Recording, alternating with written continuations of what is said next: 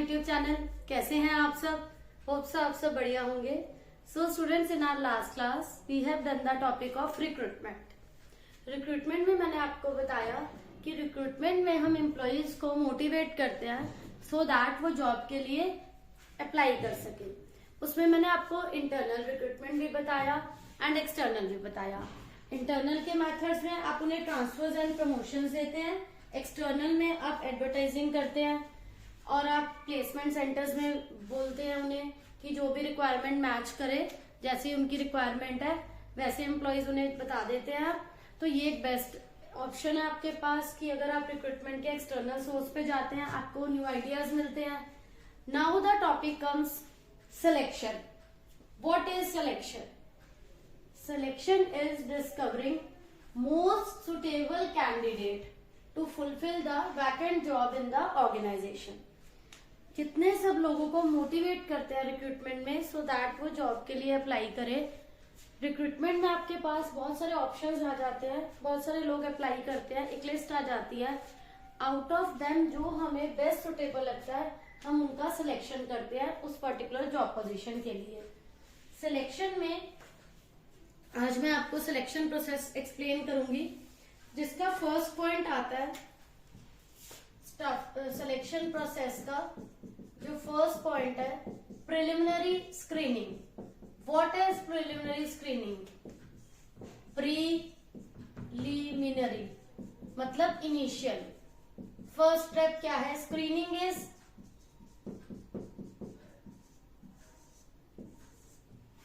To select best one and remove all other one। जो भी आपको बेस्ट लग रहा है आप उन्हें सेलेक्ट करेंगे, बाकी सब आप हटा देंगे।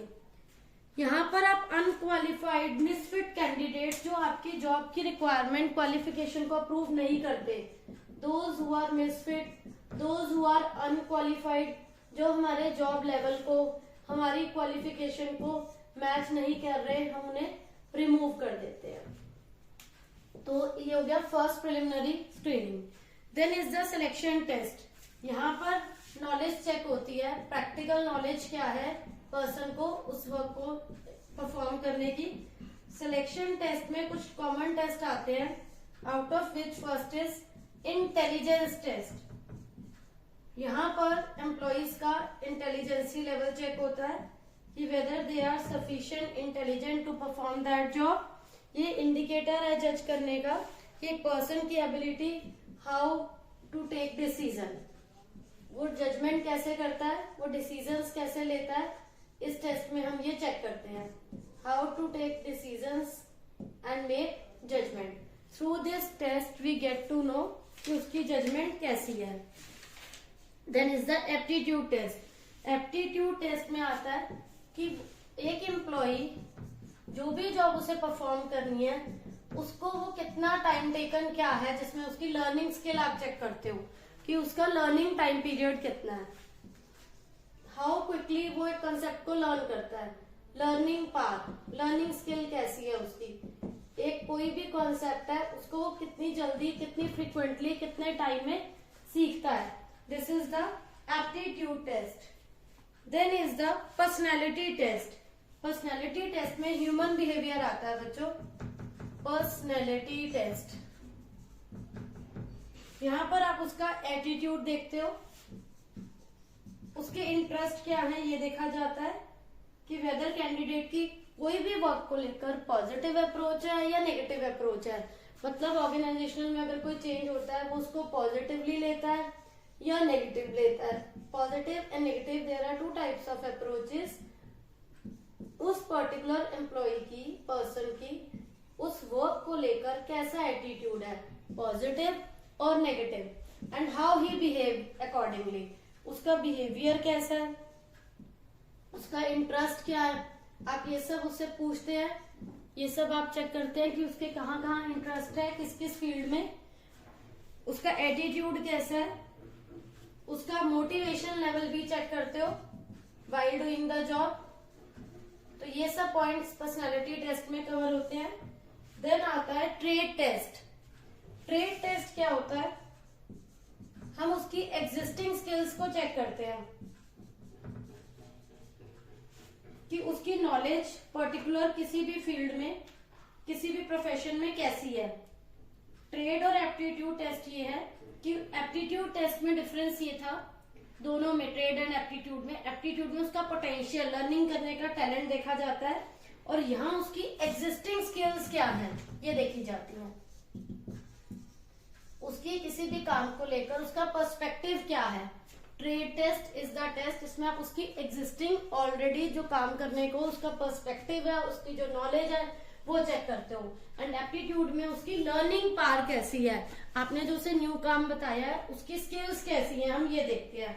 Then is the interest test, ये टेस्ट होता है to find out the type of job, कि आउट ऑफ बहुत सारे अगर टेस्ट हैं, बहुत सारे काम है, बहुत सारी अगर आपको वर्क दे दिए जाए तो उसमें बेस्ट इंटेलिजेंस, ये जो इंटरेस्ट टेस्ट है कि उसका बेस्ट उन सब कामों में से सबसे ज्यादा इंटरेस्ट किस में है।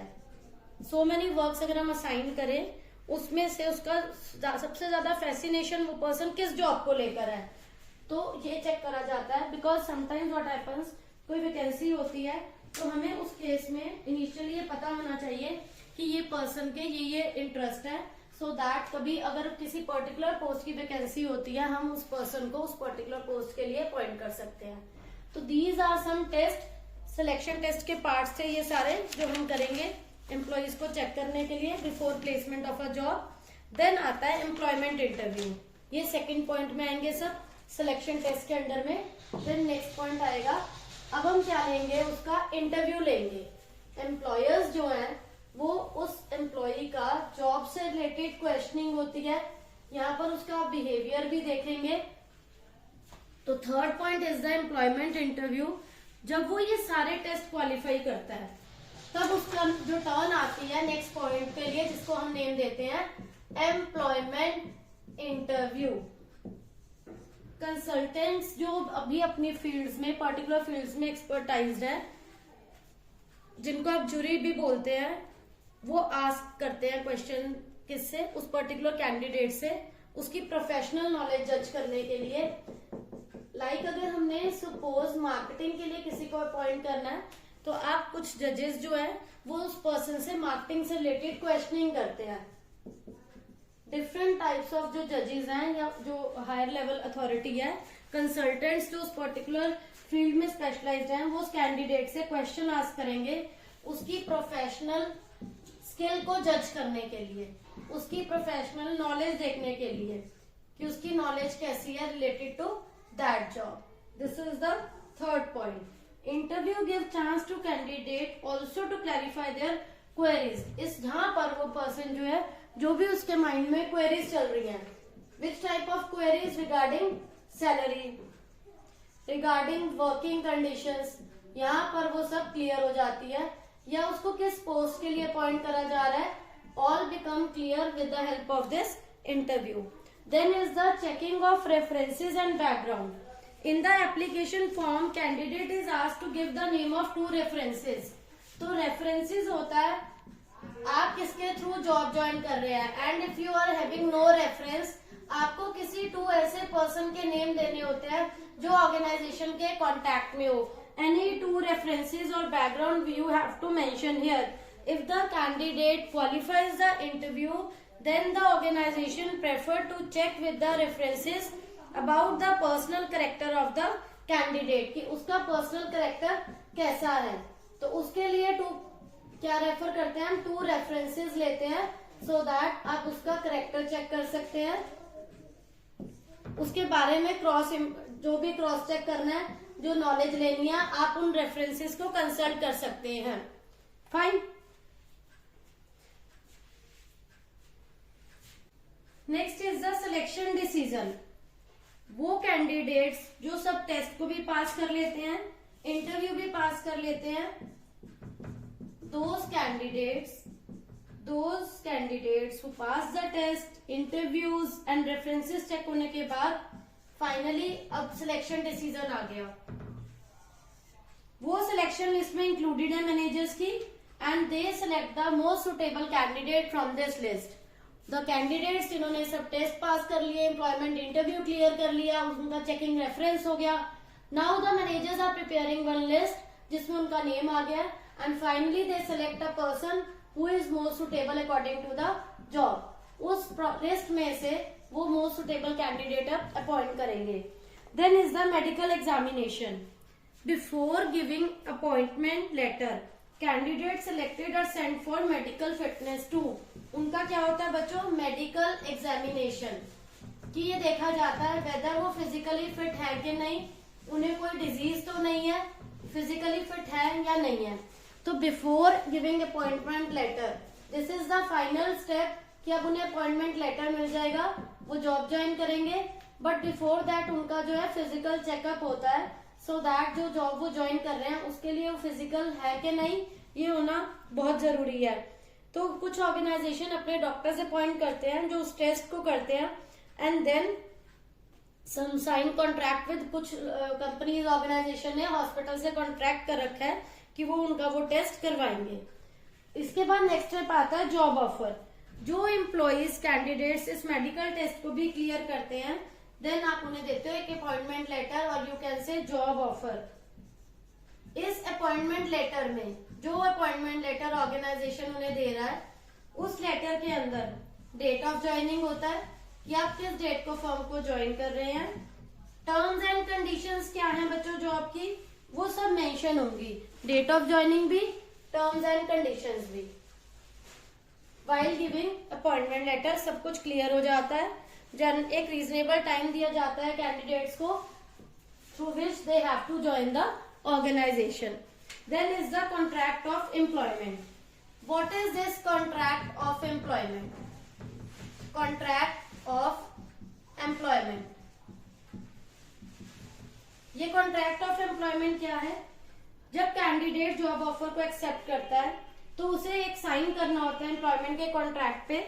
जब वो कॉन्ट्रैक्ट साइन करता है, एम्प्लॉयर और कैंडिडेट के बीच में कुछ डॉक्यूमेंट्स एक्सचेंज होते हैं। जब इस पे साइन कर लेता है तो उनके बीच में एक कॉन्ट्रैक्ट होता है, दोनों के बीच में दे एक्सचेंज सम डॉक्यूमेंट्स, दोनों वो अपने पर्सनल डॉक्यूमेंट सबमिट करता है।